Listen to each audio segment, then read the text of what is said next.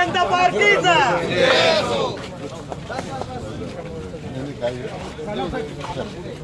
भैया कुठे? भारतीय जनता पक्ष महायुतीचा जय श्रीराम, जय श्रीराम.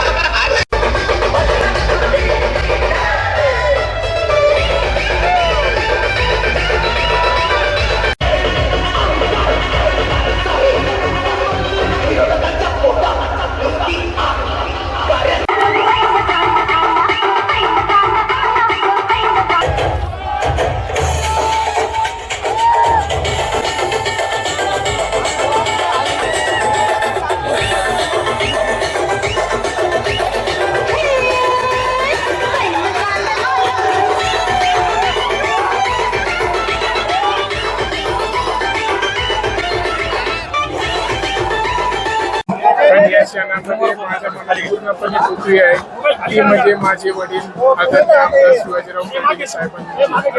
आज तुम्हाला शब्दातून भावना माझं सांगू शकत नाही की मला आज किती त्रास होतो की आज एवढा मोठा क्षण आहे.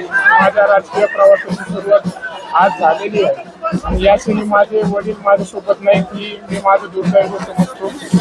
पण आज हे जे काही घडतंय जे काही जे झालंय ते पूर्णपणे हे माझ्या वडिलांमुळे झालेलं आहे.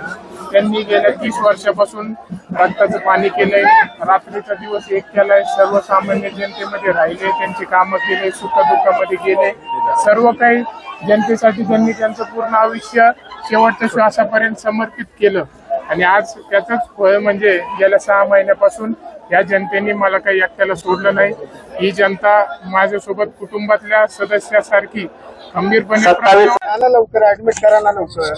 अतिशय आनंद झालाय. ऐतिहासिक विजय अक्षय कर्डिलेंचा झालेला आहे.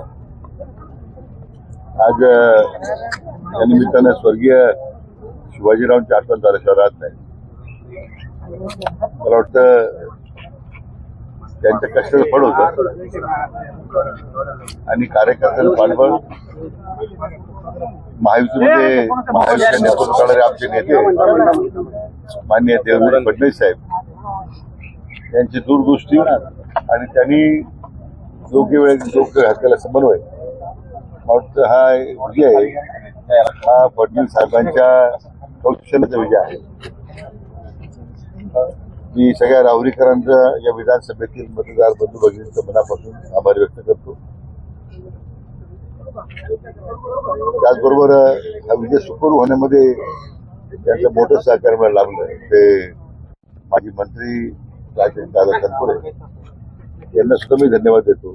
ज्यांच्या सहकार्यामुळे आणि त्यांनी दिलेलं या निवडणुकीत घेतलेली समन्वयाची भूमिका त्यामुळेच हा एवढा मोठा ऐतिहासिक विजय आम्हाला मिळवता आला.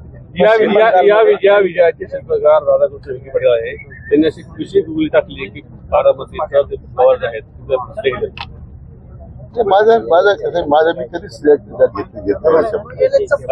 हे महायुतीचे आमचे जे नेते आहेत आपल्या राज्याचे लोकप्रिय मुख्यमंत्री माननीय देवेंद्र फडणवीस साहेब यांनी हा जो एक प्रकारचा या सगळ्या विषयाबद्दलची घेतलेली भूमिका आणि केलेला समन्वय मला वाटतं केवळ आताच नाही तर 1 वर्षापूर्वी 1.5 वर्षापूर्वी राज्याच्या विधानसभेमध्ये महायुतीला जो ऐतिहासिक विजय त्यांनी मिळून दिला मला वाटतं त्याचा परिणाम आहे की राहुरी पोटनिवडणुकीत सुद्धा आम्हाला ऐतिहासिक विजय मिळवला.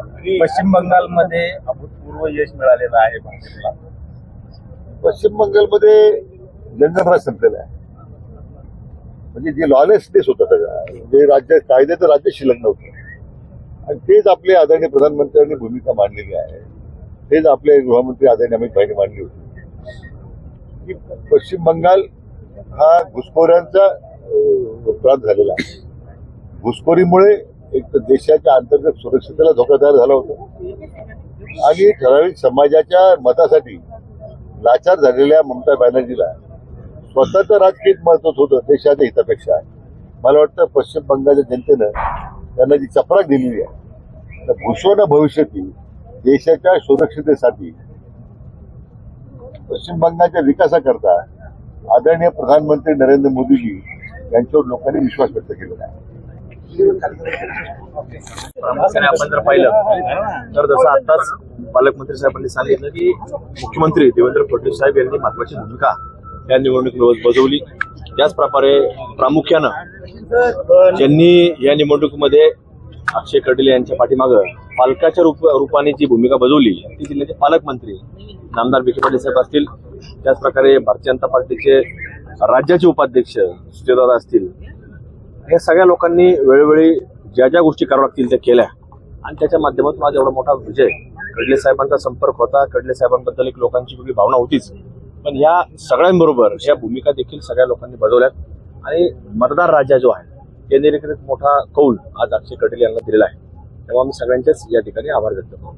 महाविकास आघाडीकडून सातत्याने आरोप होत आले, मात्र आपण जर विधानसभा महानगरपालिका आता पूर्णपणे भुईसपाट झाला. असं असताना देखील प्रचारादरम्यान मोठा गुंडागर्दीचा आरोप, नशेचा आरोप.